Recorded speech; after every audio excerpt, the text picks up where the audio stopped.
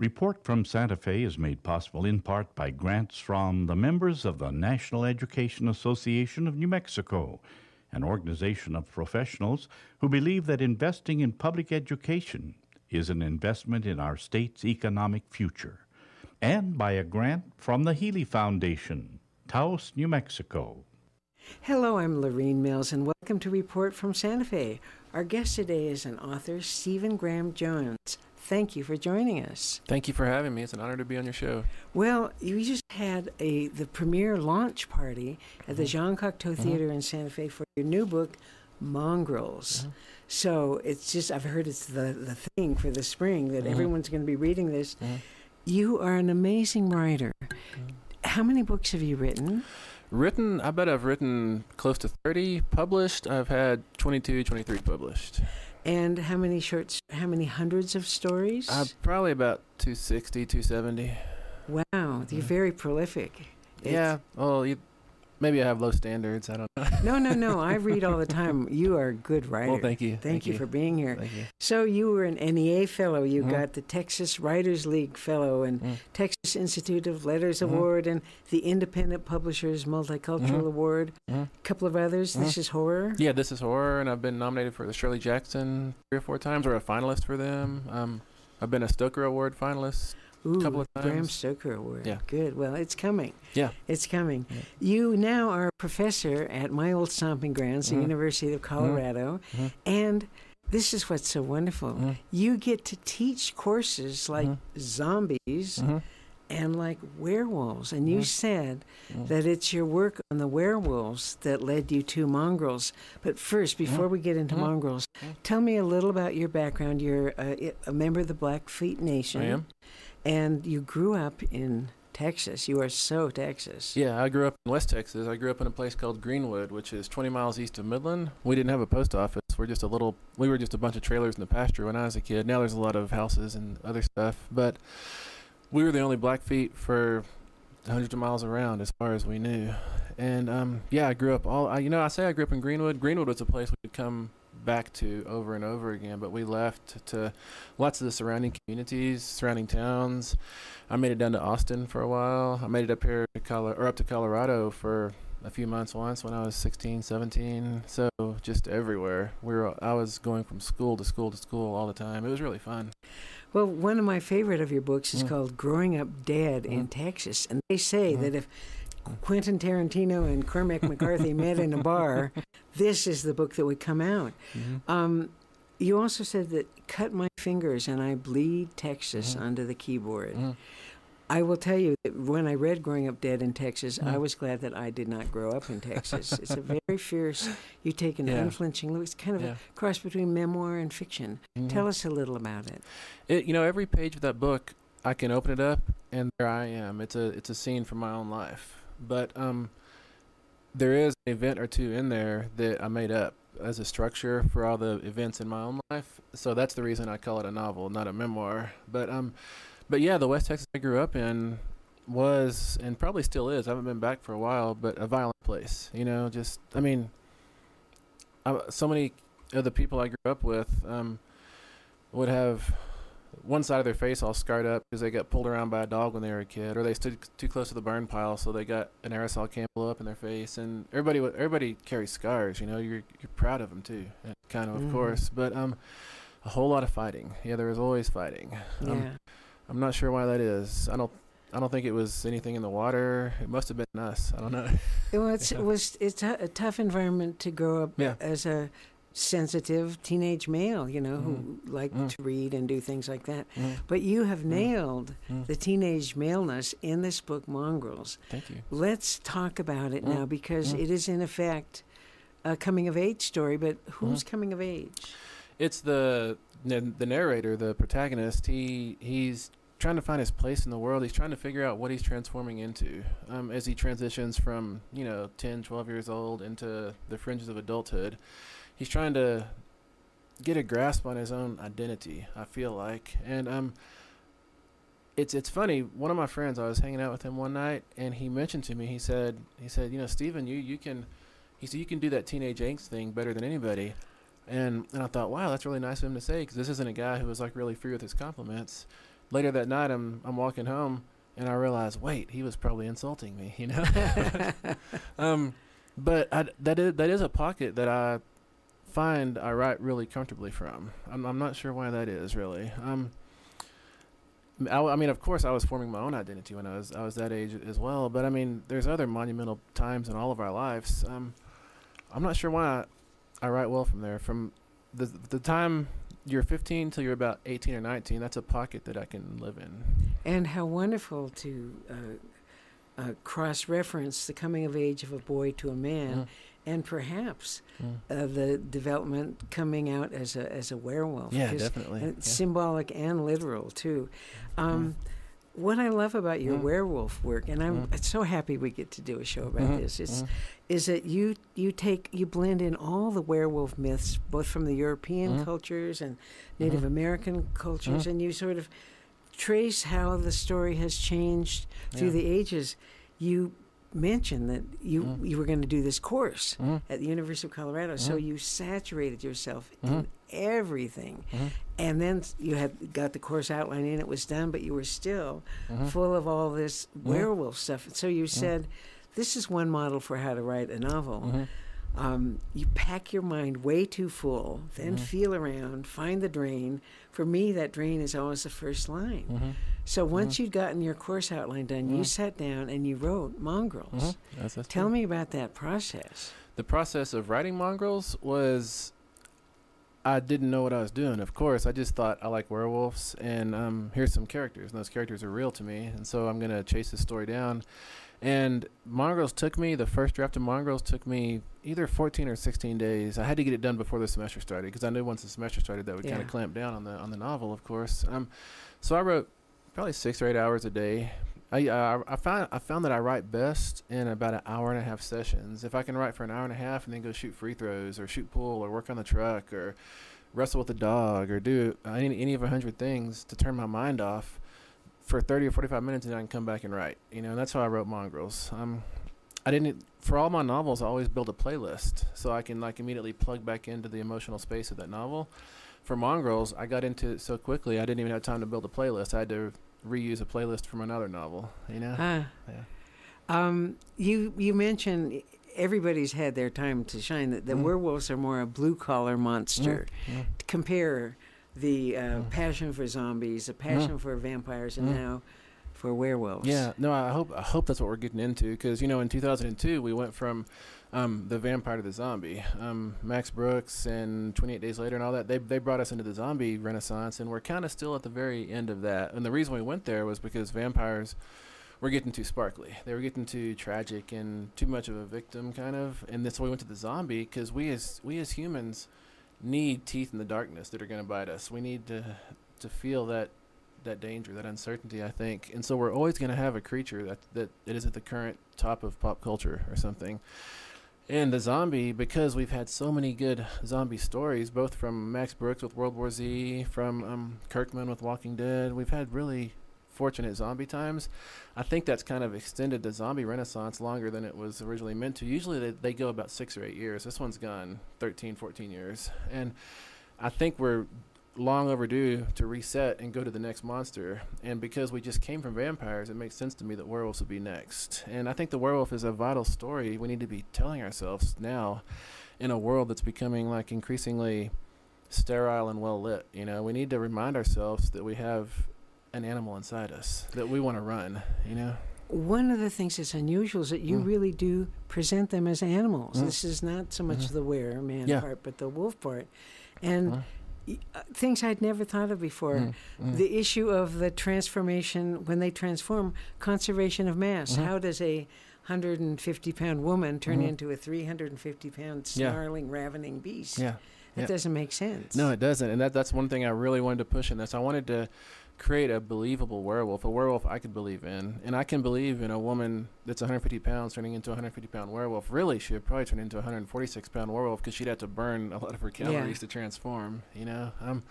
But yeah, that's what I really wanted. I wanted to construct a monster that I could believe in, and then I could put it in a dramatic situation and make other people believe in it, you know. Another aspect of this that I love is that you allow us to internalize the monster within. that that we ourselves are animal and spirit combined, and that you want us to connect the human and the wolf side within us and allow ourselves the space to, have the beast, and to tame the beast, and to take that beast energy and do something else with it.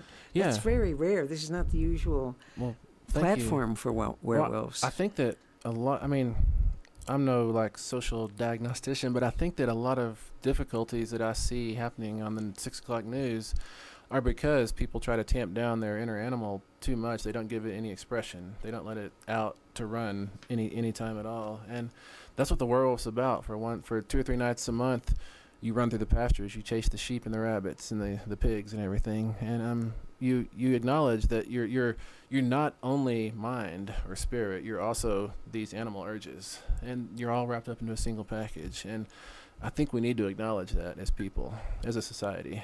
Now, you do go through a lot of the traditional werewolf lore.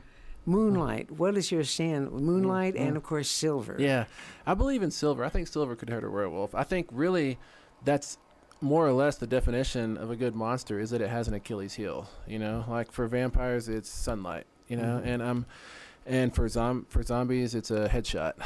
For werewolves, it's silver. I think until a creature gains that Achilles heel that gives humans, us weak little humans, the ability to take that monster down, it's not a real monster.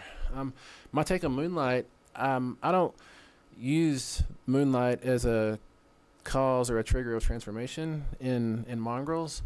The reason for that is I was never able to conceptualize how, if a full moon can trigger a transformation, why can't a half moon trigger half a transformation? Why can't a quarter moon make your hand go hairy or something? I watched you in an Al Jazeera interview about the Native American traditions and reconfiguring them, and you were so articulate. It was an issue about J.K. Rowling had written this monster beast, fantastic beast book, and she got a lot of the wolf stuff wrong. And you very clearly said that there's a lot of cultural appropriation going on, and that you've got to let each tradition speak for itself.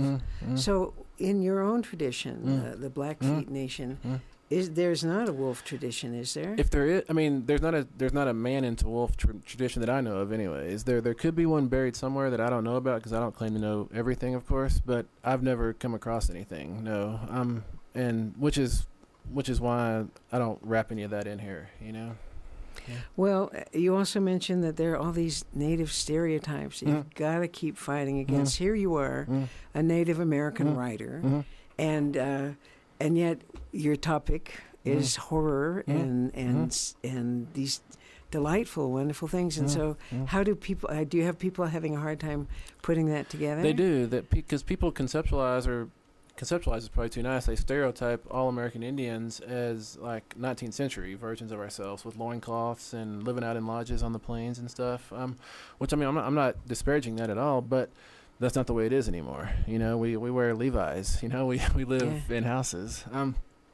And so when they see us writing fiction or engaging stories that can't necessarily be used as a lens onto our culture for them, then that disturbs them a little. I feel like that disturbs the audience a little bit. And I think that's good, because you have to always be prodding the audience and waking them up, because if you don't, they fall asleep, and their sleeping tastes kind of inform the whole genre and shape it. And I think that's really dangerous, because we ourselves tend to be shaped by the narrative perceptions of ourselves, I think. Yeah. Well, we're speaking today with Stephen Graham Jones, celebrating his new book, Mongrels. And so one of the things that's so charming, I'd never thought of this. You're a very refreshing writer. You have in here the ways werewolves are dying these days, and it's not silver bullets, and it's not.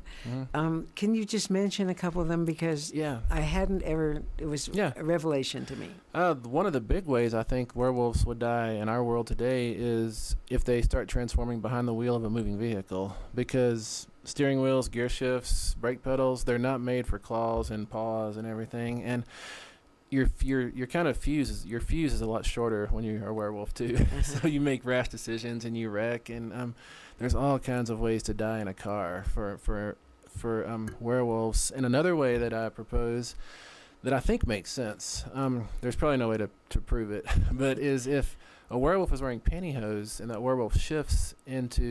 that human shifts into a werewolf, the pantyhose, of course, are going to stretch with the werewolf, which makes sense, and it's going to be a funny kind of sleek-looking werewolf on its lower half. Yeah, but it doesn't matter because that werewolf can kill anybody who laughs at it, you know. But the problem comes when that werewolf shifts from wolf back to human, because the hair draws back into the skin pores, and it's going to pull that nylon stocking back into the skin, and that's going to effectively suffocate the werewolf, and it's going to meld the skin and the nylon together such that they can't be extricated, and that's a wound that you can't recover from, and so you die a slow, long, painful death, I propose. Yeah. You say one way to know that the werewolves are in town is there are no more jeans at the Goodwill. Yeah, exactly. That's the garment of choice. It is, because jeans rip away. They have seams. They go. And the jeans you get at Goodwill are generally 80% through their life cycle, so they're going to split a lot easier when you transform, you know? Yeah. You've had all these awards. You're really a big name in the field of horror. This is not a field that I have ever entered into because I get scared. But they've asked you, you know, how do you measure your success? And you've had people come up to tell you that some of your stories have guided them through very dark times in their life, really given them hope. Then you just say you flat out like to scare people. I do, yeah, I do.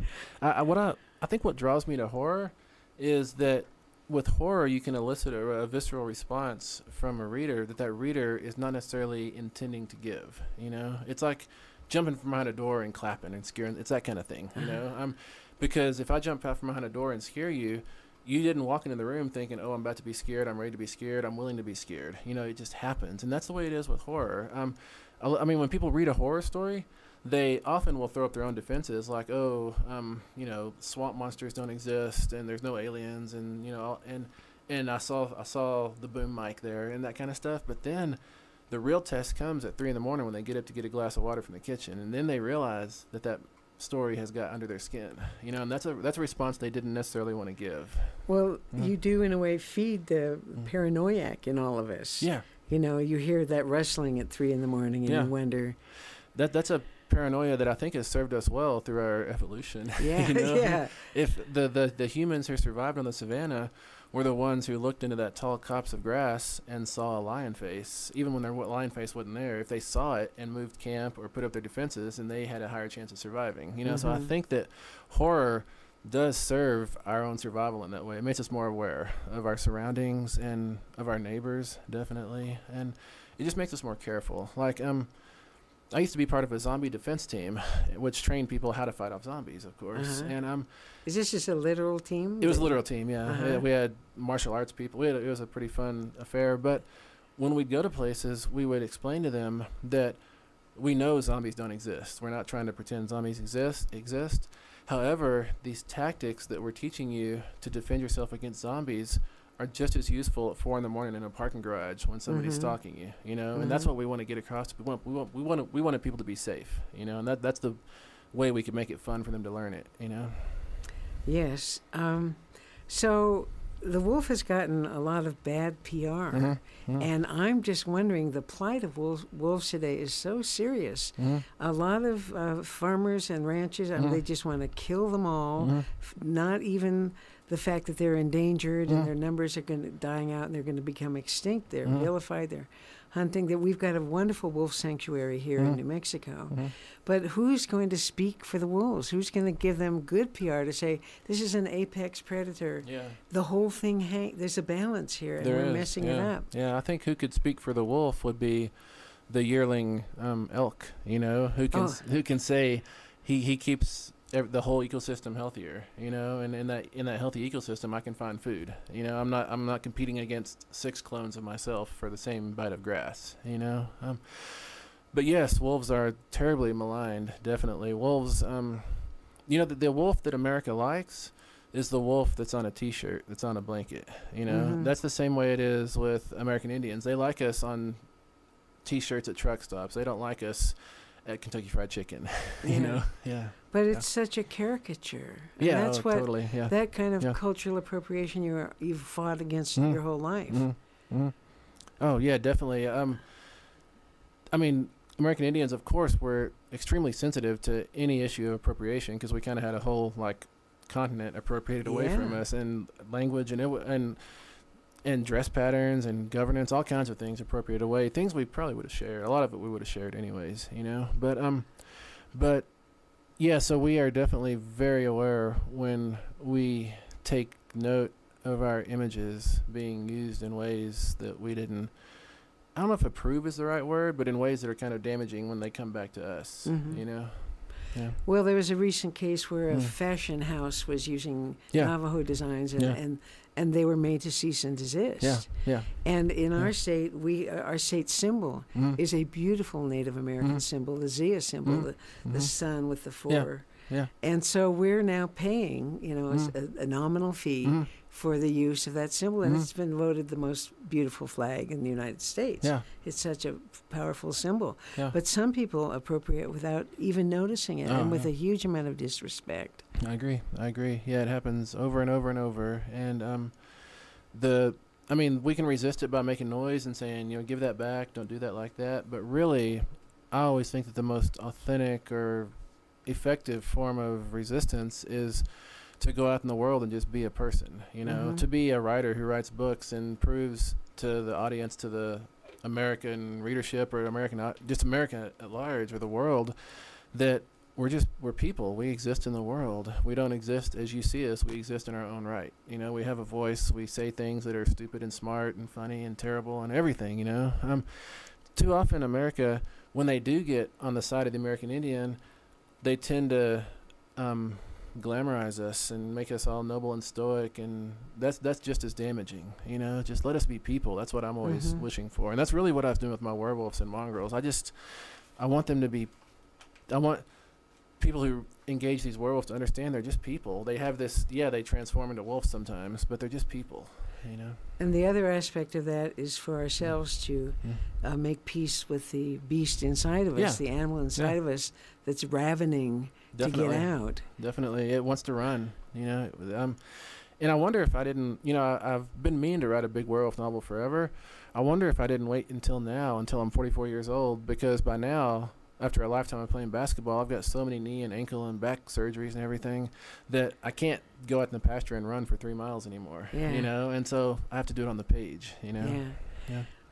So if we could have the next best monster, the renaissance of werewolves, hopefully too it would help the species themselves. That's really good. I had not considered that. That would be a wonderful boon if werewolves get popular. That would change people's conceptions of the wolf. Because the reason ranchers don't like wolves is because they're really afraid they're going to come eat all the first year calves, you know, of course. And a few calves do go down, definitely. But if I understand correctly, there's funds in place that actually pays reimburse them for the loss. I know. And so what does it matter at that point? You know, I mean, the wolf's got a meal and the rancher got money. So, well, you know, in the true sense of conservation, there's a conservative element that is not conserving that all these species have a place, and the delicate balance is really, really fine. It really is, So we're hoping for the renaissance of werewolves, but what is your next? And you teach this class. I do, yeah. And will you tell us your website, because the syllabus for your class is actually online. My website is just stephengrahamjones.com. You can find me there. And I have all kinds of ramblings on there, of course, and links to a lot of stories. But the werewolf course is so fun to teach. I've learned so much doing that. I think I've taught it 3, possibly 4 times now. And every time I teach it, I'm like, some student who's 20 years old out there will come to class like 1 out of 6 days and raise their hand and say, "What about this?" And I'll be like, "I never thought of that," you know. Like a lot of the werewolf stories associate menstruation with first werewolf change, and it kind of makes sense. However, one of my students in my most recent werewolf course, he said, "What about menopause? How does that affect werewolves?" And I have no idea. That's interesting. I know, it's such cool stuff, and it's stuff that I would not have considered myself. So it's wonderful to have a hive mind of 60 people in there, all on one subject. And it helps tremendously. Well, what's next for you? What's next for me is going to a lot of bookstores for Mongrels, but as far as what I'm putting on the shelf next, I've got a new novel I just wrote, a big crime novel set in West Texas. Actually, when I moved to Colorado, the committee was interviewing me, and they said, "How is moving to Colorado going to change your fiction?" And I said, "I'll probably finally start writing about Texas." And sure enough, since 2008, almost every one of my novels have been in Texas, because I needed that distance to be able to see back to Texas, I think. And so this next novel, Texas is Burning, is set there in West Texas, in the place I grew up. Yeah, growing up dead. Yeah. In Texas. Yeah. Well, I'm delighted. I look forward to that next Thank book. you. You are so prolific. What can you tell young writers out there, or people who are struggling with the next chapter? You just sit down, do an hour and a half, and my biggest advice, the big advice is the same advice Stephen King gives, is just read all the time. And intake as much as you can from when I was a kid, living with my grandmother on and off, I would read through all her Reader's Digest, all her National Geographics, and I would be so desperate to read, I would go to the Lazy Susan in the kitchen and spin it and wait till it stopped and get a soup can out and read the soup can label, put it back, spin it, read a bean can label. That's how I had to read so badly. But as far as writing and output, it's just about choices, I think. If you choose to write instead of watching TV or going to the bar or doing any of the 8,000 other distractions the world has to offer, then you can get a lot of words down. It's all about hours spent in the seat with your hands on the keyboard. That's what it's about for me. I like to write the same way I like to read. We were talking about Harry Potter. When the Goblet of Fire came out, I was reading that in line at the bank. I was reading at the stoplight. I was reading everywhere. That's how I like to write throughout the day, just all the time. Yeah. Well, I'm grateful for your writing, and thank you for being with us today. Thank you. It was such a great time talking to you. Yes, our guest is Stephen Graham Jones, and we're celebrating his new book, Mongrels, A Delicious Read. Thank you. Thank you very much. Thank you. And I'm Lorene Mills. I'd like to thank you, our audience, for being with us today on Report from Santa Fe. We'll see you next week.